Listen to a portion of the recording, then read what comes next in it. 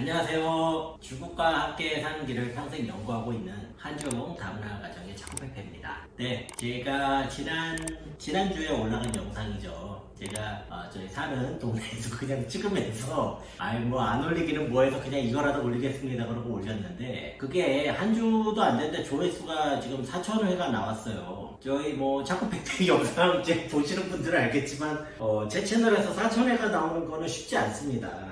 예전에 제가 그 조선족 관련된 영상을 올렸더니 그게 어떻게 좀 자극적인 내용으로 분류가 됐는지 그게 이제 몇만 회 정도 나온 거는 있었는데요. 전반적으로 몇백 회 정도, 그리고 영상이 워낙 자극적이지 않기 때문에 거의 보시는 분들 중심으로만 보시는 그런 채널 같거든요. 제 채널이. 그때 그게 4,000회가 나와가지고 제가 순간 이게 왜 4,000회가 나오는 거지?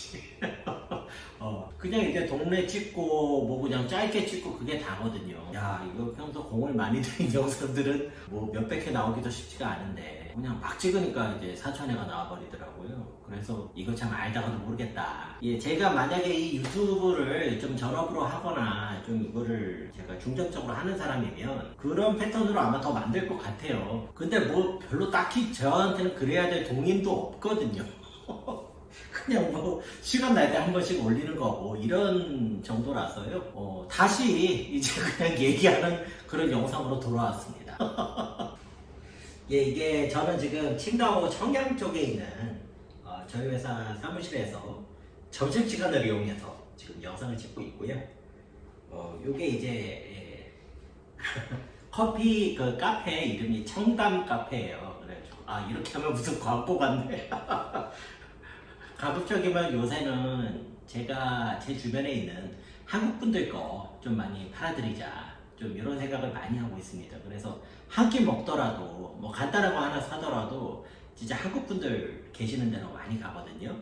제가 구매를 해봤자 얼마나 하겠습니까? 많은 그렇게라도 조금 이렇게 힘을 합치고 싶어요. 그렇게 요새 좀 중국에 계시는 한국 분들께서 많이 쉽지가 않으십니다. 제가 이제 차코페페 채널을 하면서 그래도 굉장히 좀 보람을 느끼는 것 중에 하나가 이 구독자분들하고 연락을 하는 게 있어요. 제가 그러니까 제 채널이 정말로 비대중적인 채널이라고 해요.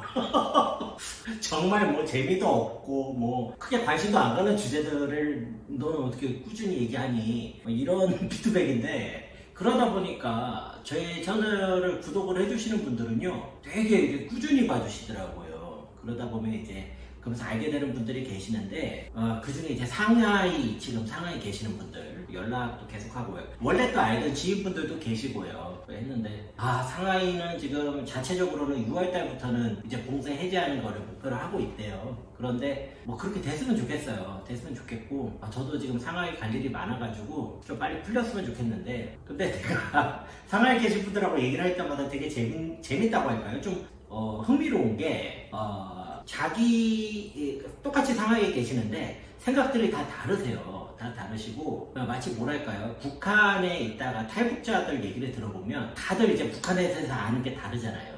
이게 뭐냐면 이제 자기가 전부 다 볼 수는 없으니까 본인께서 경험한 내용만 이제 아시는 그런 것 같거든요. 곰곰이 생각해보니까 이제 북한 인구보다 상하이 인구가 더 많은 것 같더라고요. 그래서 진짜 그럴 수도 있겠다 이런 생각도 또 들었습니다. 여하튼 간에 상하이가 빨리 좀 정상화가 돼서 그 안에서 진짜 고생하시는 분들 많으시거든요. 다들 빨리 원래 모습으로 돌아오셨으면 좋겠습니다. 네, 요새 미국과 중국 경쟁도 치열하고 우크라이나 쪽에서 전쟁을 하는데 이제 러시아하고 중국이 가깝네 이런 식으로 이제 또 진행도 되고 이래저래 많이 복잡한 것 같아요. 저는요 이래요. 제가 미국을 좋다고 해도 주변에서 믿지를 않으실 거예요. 왜냐면 제 아내가 중국 사람이지 않습니까? 그렇기 때문에 솔직히 말씀을 드리면 미국하고 중국하고 있으면 저는 중국에 조금 더 마음이 갑니다. 만약에 제 아내가 미국 사람이었다면 미국 쪽에 더 마음이 가겠죠. 인지상정이라고 생각을 하고요. 근데 그렇다고 해서 반드시 중국이 이겨라, 반드시 미국이 이겨라 이런 식으로 보는 거는 되게 조금 감정적으로 보는 것 같아요. 그 안에서 어떻게 최대한 진리를 찾을 수 있을까? 그래서 나와 내 가정, 그 다음에 내 회사 이렇게 지킬 수 있을까? 이렇게 보는 게 사실 굉장히 현실적인 거고 또 합리적인 거고, 대부분의 우리가 오히려 이런 모습이 더 솔직하다고 하지 않을까 이런 생각입니다. 요즘에 많이 드는 생각은요. 이제 우리가 중국을 접하는 방식이 조금 한정돼 있어요. 뭐냐면 첫 번째는 언론이에요. 그러면 언론은 접하기가 쉽기 때문에 언론 기사를 되게 쉽게 믿으세요. 근데 되게 재밌는 게 우리나라 사람하고 예를 들어서 미국 사람하고 있으면 중국에 대해서 누가 더 많이 알까요, 여러분? 중국 관련된 일을 하는 똑같은 사람들이 있는데 미국 사람이 있고 한국 사람이 있으면 누가 더 많이 알 것 같으세요?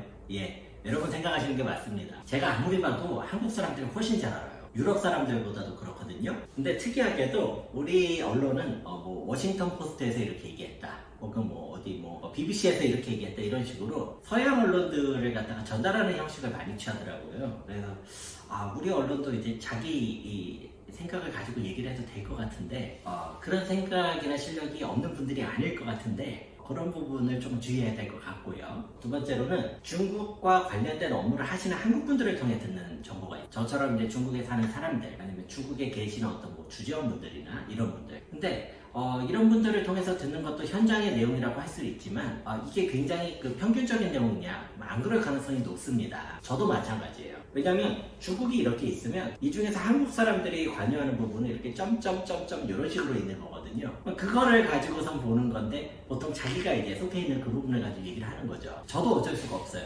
저도 그거는 마찬가지라서 저도 다른 중국 전문가분들의 내용들을 계속 듣고 있어요. 저쪽에서는 이런 일이 있구나, 이렇게 배워야 되니까요.